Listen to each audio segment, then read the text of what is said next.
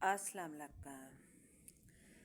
ਆ ਜਿਹੜੀਆਂ house wife ਨੇ ਉਹਨਾਂ ਦੇ ਸ਼ੌਹਰਾਂ ਨੂੰ ਚਾਹੀਦਾ ਕਿ ਉਹਨਾਂ ਨੂੰ ਵੀ ਕਦੀ ਬਾਹਰ ਕੱਢ ਲਿਆ ਕਰ, ਜਾਂ ਉਹ ਆਪ ਹੀ ਉਹਨਾਂ ਨੂੰ ਕਿਤੇ ਜਾਣ ਆਉਣ ਦੀ ਇਜਾਜ਼ਤ ਦੇ ਦਿਆ ਕਰਨ। ਘਰਾਂ ਵਿੱਚ ਜਿਹੜੀਆਂ ਔਰਤਾਂ ਰਹਿੰਦੀਆਂ ਨੇ ਅੱਧੀ ਤੋਂ ਬਹੁਤੀਆਂ ਪਾਗਲ ਹੋਈਆਂ ਹੁੰਦੀਆਂ। ਤੁਸੀਂ 2 ਦਿਨ ਘਰ ਵਿੱਚ ਬੰਦ ਰਹਿ ਕੇ ਵੇਖ ਲਵੋ, ਸਿਰਫ ਘਰ ਦਾ ਕੰਮ ਹੀ ਕਰੋ, ਘਰੇ ਹੀ ਰਹੋ, ਤੁਸੀਂ ਡਿਪਰੈਸ਼ਨ ਦੇ ਮਰੀਜ਼ ਹੋਣ ਲੱਗ ਜਾਓਗੇ। ਤੁਹਾਨੂੰ ਲੱਗੇਗਾ ਕਿ ਵਾਕਈ ਬਈ ਘਰ ਵਿੱਚ ਰਹਿਣਾ ਕੋਈ ਆਸਾਨ ਕੰਮ ਨਹੀਂ ਹੈ। ਘਰ ਦੇ ਦਾਇਰੇ ਵਿੱਚ ਰਹਿ ਕੇ ਚਾਹੇ ਤੁਹਾਡੀ ਲਾਈਫ ਜਿੰਨੀ ਵੀ ਅੱਛੀ ਗੁਜ਼ਰ ਰਹੀ ਹੋਵੇ, ਬਾਹਰ ਨਿਕਲਣਾ, ਬਾਹਰ ਜਾ ਕੇ ਪਾਰਕ 'ਚ ਫਿਰਨਾ, ਕਿਤੇ ਘੁੰਮਣਾ ਫਿਰਨਾ ਬਹੁਤ ਜ਼ਰੂਰੀ ਹੈ।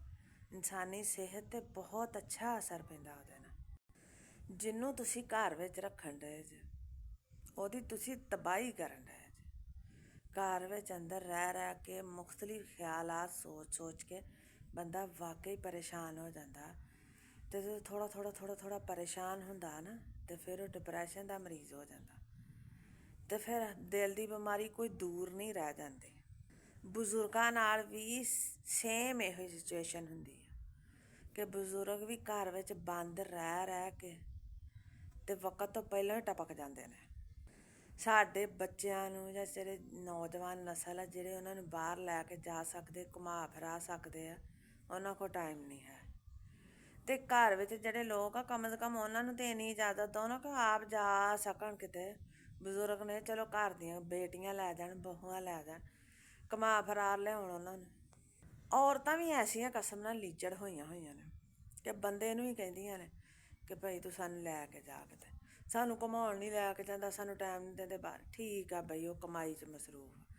ਆਪਣੇ ਬੱਚੇ ਆਪ ਕਿਉਂ ਨਹੀਂ ਲੈ ਕੇ ਤੁਸੀਂ ਬਾਹਰ ਜਾਂਦੀਆਂ?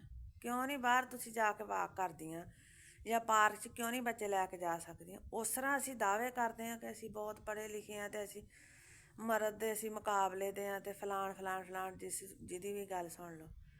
ਲੇਕਿਨ ਅਸੀਂ ਜਿੱਥੇ ਕੰਮ ਅਸੀਂ ਆਪਣਾ ਕਰਨਾ ਹੁੰਦਾ ਅਸੀਂ ਉਹ ਨਹੀਂ ਕਰਦੇ। ਆਪ ਚਲੇ ਜਾਇਆ ਕਰੋ, ਠੀਕ ਹੈ। ਆਪਣੀ ਵੀ ਸਿਹਤ ਬਚਾਓ, ਆਪਣੇ ਬੱਚਿਆਂ ਦੀ ਵੀ ਸਿਹਤ ਬਚਾਓ।